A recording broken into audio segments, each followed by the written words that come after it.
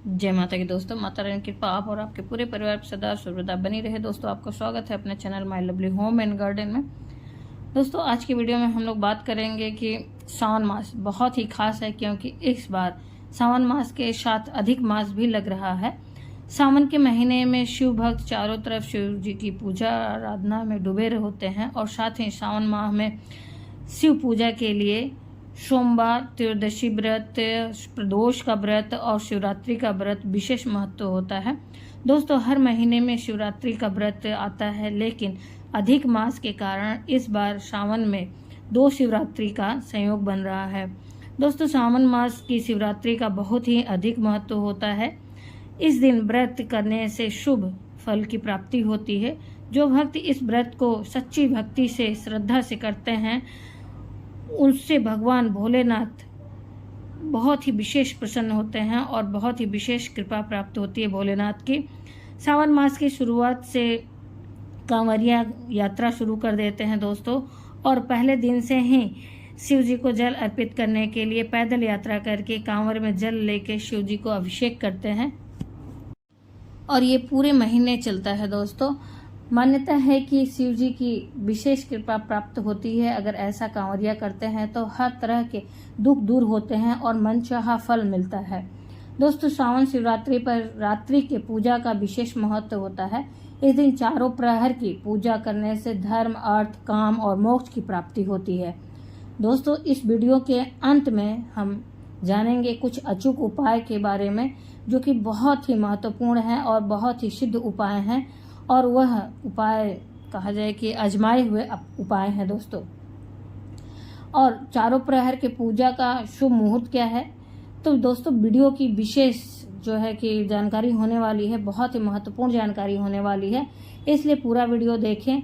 Video की जानकारी आपको अच्छी लगे तो लाइक तो अवश्य करें और अपने फ्रेंड्स और फैमिली में ज़्यादा से ज़्यादा शेयर करें। आपके लाइक ही हमारे लिए बहुत ही महत्वपूर्ण होते हैं, बहुत ही उपयोगी होते हैं, क्योंकि वही एकमात्र जरिया है जिससे हम लोगों को पता चलता है कि वीडियो आप। तो दोस्तों, अब जानते हैं कि सावन शिवरात्रि जो है, सावन शिवरात्रि का व्रत कब रखा जाएगा। दोस्तों, पहली सावन की शिवरात्रि 15 जुलाई 2023 को दिन शनिवार को पड़ेगी। यह सावन की मुख्य शिवरात्रि होगी। चतुर्दशी तिथि की शुरुआत दोस्तों 15 जुलाई की रात्रि में आपको 8:32 से प्रारंभ हो जाएगा। चतुर्दशी तिथि की समाप्ति जो है 16 जुलाई 2023 को 10:08 पे रात्रि में होगा।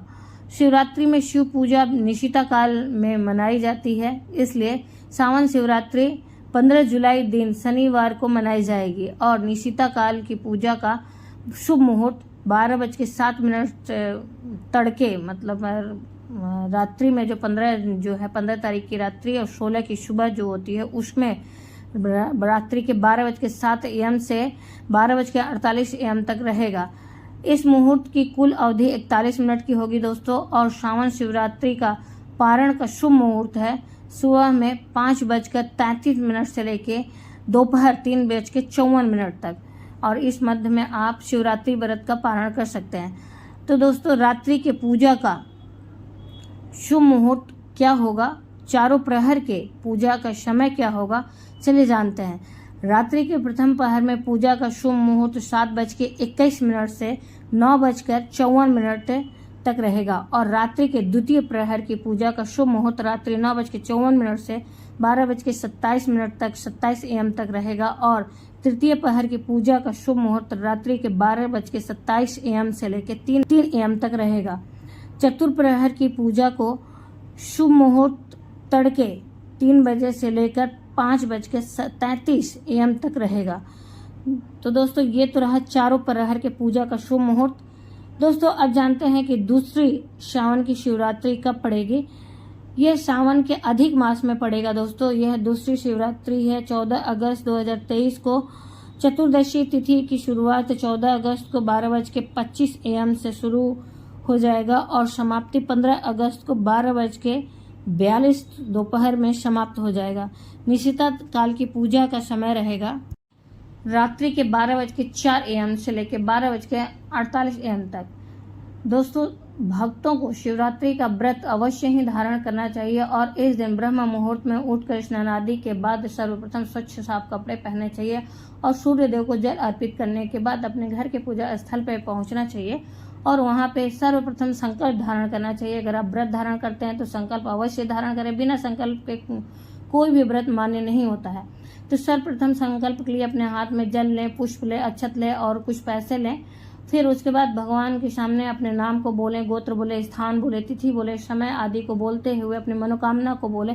यदि आपकी कोई मनोकामना नहीं है तो दोस्तों आप अपने प्रभु से ये कहें कि यह व्रत आपकी प्रीति प्राप्त करने के लिए, आशीर्वाद प्राप्त करने के लिए मैं कर रहा हूँ या कर रही हूँ, और उन सारी सामग्रियों को भगवान के चरणों में अर्पित करते हुए क्षमा याचना करते हुए प्रार्थना करें कि हे प्रभु आप हमें शक्ति और सामर्थ्य दें कि मैं इस पूजा को, इस व्रत को निर्विघ्न पूर्ण कर सकूं। इस तरह से आप संकल्प धारण करें दोस्तों। फिर उसके बाद आपके घर में अगर भगवान के शिवलिंग है या फिर मूर्ति है, विग्रह रूप में है, तो जलाभिषेक और पंचामृत अभिषेक अवश्य ही करें। अगर तस्वीर रूप में है तो गंगा जल का छिड़काव करके शुद्धिकरण करें दोस्तों। फिर भगवान को वस्त्र अर्पित करें और उसके बाद कलावा रूपी वस्त्र अर्पित करें और अगर मूर्ति है तो उन्हें वस्त्र धारण कराएं, सफेद वस्त्र धारण कराएं। फिर दोस्तों जोड़ा जनेऊ चढ़ाएं, चंदन चढ़ाएं, सारी सामग्रियों को अर्पित करें। जो भी उनके प्रिय वस्तु हैं, फूल, अक्षत और धतूरे का फूल, मंदार का फूल, धतूरे का फल आदि चीज़ों को अर्पित करें और बेलपत्र अर्पित करें, शमी पत्र अर्पित करें। फिर दोस्तों भगवान को धूप दीप नैवेद्य से विधि विधान से पूजन करें। भगवान के प्रिय मिठाई, सफ़ेद मिठाई को अर्पित करें। कोई भी सफ़ेद मिष्ठान को अर्पित कर सकते हैं दूध से बने हुए, और साथ ही यहाँ पे मौसमी फलों को अर्पित करें। उसके बाद दोस्तों विधि विधान से पूजन अर्चन करते हुए भगवान के मंत्रों का जाप करें, शिव चालीसा का पाठ करें और रुद्राष्टक का पाठ कर सकते हैं, शिवाष्टक का भी पाठ कर सकते हैं। जो आपको बने वो कर सकते हैं दोस्तों। और भगवान के मंत्रों का जाप 1 माला, 2 माला, 5 माला, जितने भी आपके पास समय और समर्थ हो कर सकते हैं।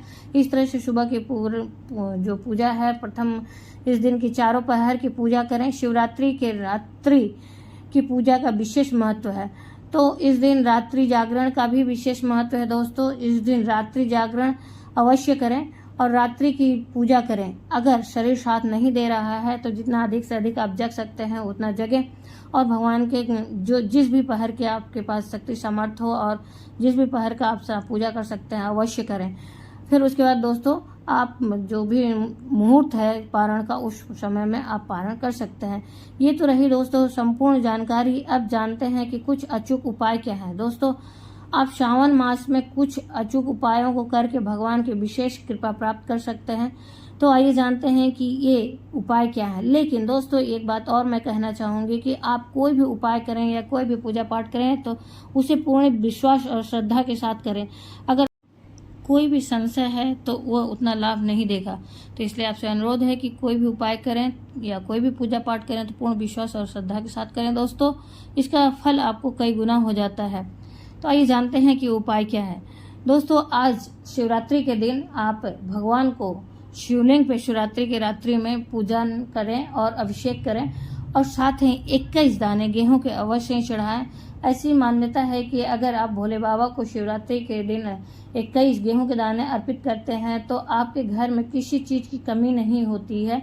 और क्योंकि गेहूं सबसे बड़ा अन्न माना जाता है दोस्तों, और गेहूं को शिवलिंग पर अर्पण करने से जन्मों जन्म के गरीबी समाप्त हो जाती है, उनके घर में धन की वृद्धि होती है। और दूसरी वस्तु है काले तिल।